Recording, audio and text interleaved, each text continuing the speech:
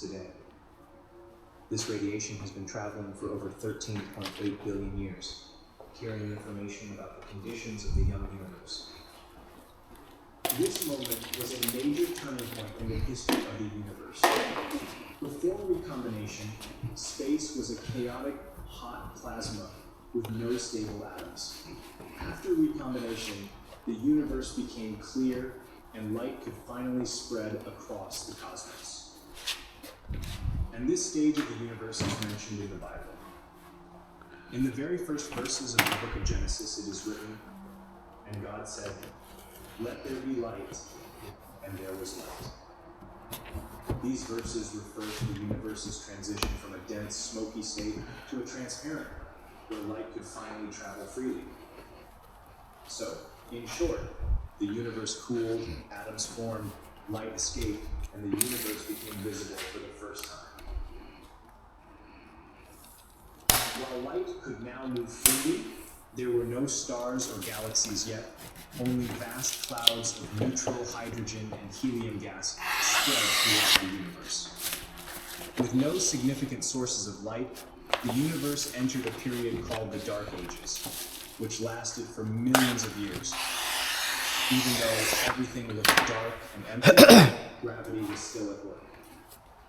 The universe wasn't perfectly uniform. Some areas had slightly more matter than others. These tiny differences in density, left over from the Big Bang, caused certain regions to have a little more gravity than their surroundings. Over millions of years, gravity pulled gas together into clumps, forming denser regions. As these clumps grew bigger, the gravitational pull got stronger, attracting even more.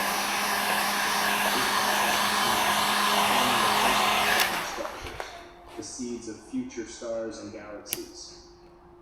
As these clumps of hydrogen and helium collapsed into their own galaxies, eventually, the temperature and pressure inside these collapsing gas clouds became high enough to trigger nuclear fusion process that powers stars. This moment was a game changer. The first stars ignited, marking the end of the Dark Ages. These first stars, known as population 3 stars, were very different from the stars we see. They were much larger than our sun. Some were hundreds of times more massive. They burned much hotter and shone brighter. Because they were so massive, they had short lifespans, lasting only a few million years before exploding as supernovae. When the first stars formed, they were not alone in empty space. Instead, their strong gravitational pull attracted surrounding hydrogen and helium gas, as well as other newly formed stars, creating clusters of stars. Over time, these clusters merged together, forming the first galaxies. However, these early galaxies looked very different from the ones we see today. They were small, chaotic, and mysterious. Because of abundant gas, they produced new stars at a fast rate. Over billions of years, these small galaxies collided and merged, gradually evolving into the larger, more structured galaxies we see today, such as spiral galaxies, like the Milky Way, and elliptical galaxies. As galaxies started forming, they didn't stay isolated. Instead, gravity pulled them together into groups called galaxy clusters. These clusters contain hundreds or even thousands of galaxies, all bound together by their gravitational pull. Matter in the universe didn't just get pulled anymore. Instead, galaxies and galaxy clusters lined up along vast, invisible filaments of gas and dark matter. This web-like pattern is called the cosmic web, and it defines the large-scale structure of the universe. Between the filaments of the cosmic web, there are enormous empty regions called cosmic voids. These are areas where almost no galaxies exist, just vast empty space. Some of these voids are hundreds of millions of light years across, making them some of the biggest structures in the universe. What a magnificent masterpiece of creation. Yet there are still those who claim that the universe is merely an accident, and believe they are willfully dumb and blind. they will never return to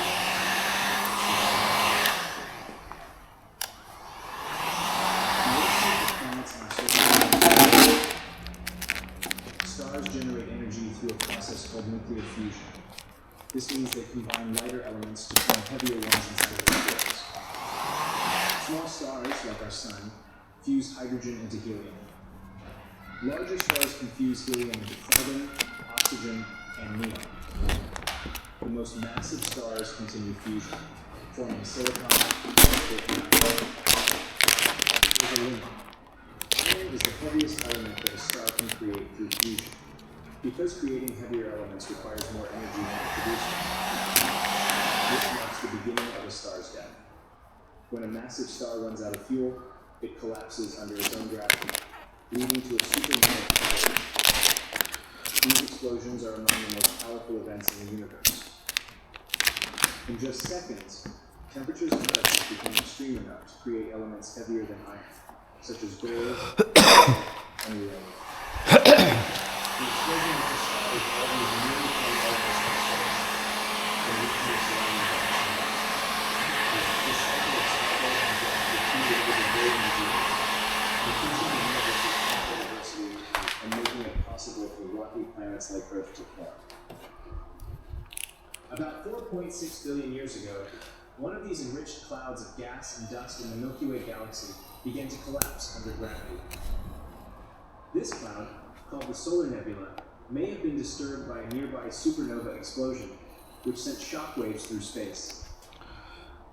As the cloud collapsed, it spun faster and flattened into a rotating disk of gas and dust. At the center, pressure and temperature increased until nuclear fusion ignited. This was the birth of our Sun.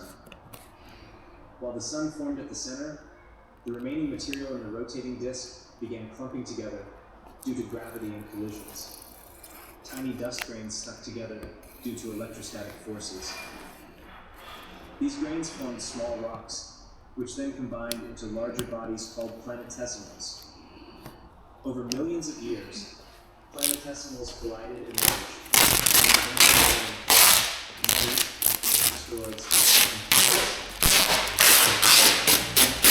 Formed in a special region of the solar system called the area where temperatures allow liquid water to exist.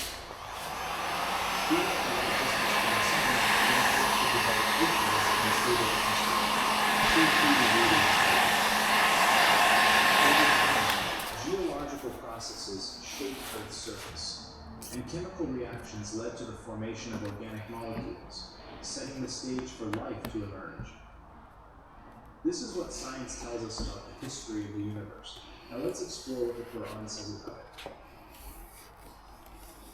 In the previous chapter of this series, I explained, using verses from the Quran, that the Big Bang Theory is the most accurate explanation for the origin of the universe.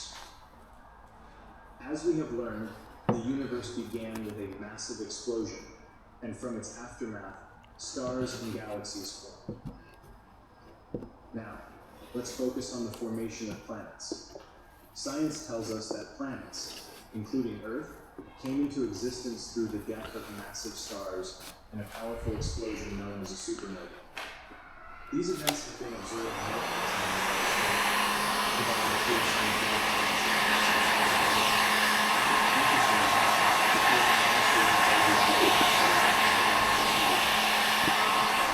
the Almighty states, when the heavens were split apart, becoming rose red like burnt oil,